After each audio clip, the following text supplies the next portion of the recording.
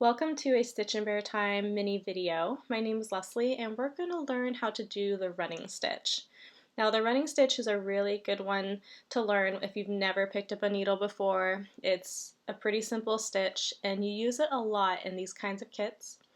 What I'm doing here, I took one strand of light green floss and I folded it in half and I am creating my knot, and then we're going to get started with the stitch. I'm showing this on a project that I just finished, and it's called Noah's Soup from Brucella's Patchwork line. So feel free to go look for that video if you want to see it. So I'm starting from the bottom of my felt, pushing my needle through, coming up through the top. And you can see the back there. That's where my knot's at. And I have several different kinds of knots back there. And then what you just need to decide is how long do you want your stitch to be, and how far you want your stitches to be from each other, that spacing.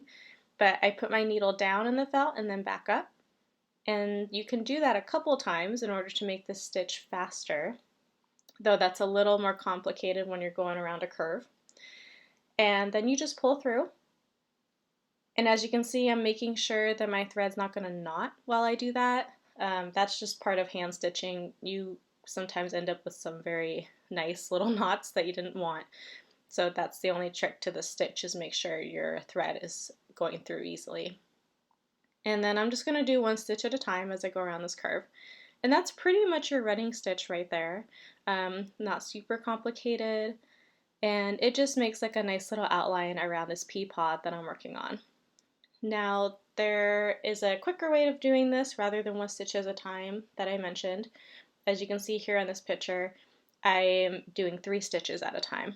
And my spacing, that was the perfect spacing that I wanted for it, so you can definitely adjust that as needed in order for it to look the way you want it to look.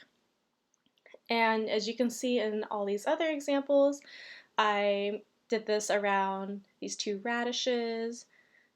It's a lighter color there, around the peppers, and it's just a nice little stitch to learn. Alright, well, thank you so much for watching. Please subscribe if you'd like to see me make more videos, and I will see you all next time. Bye!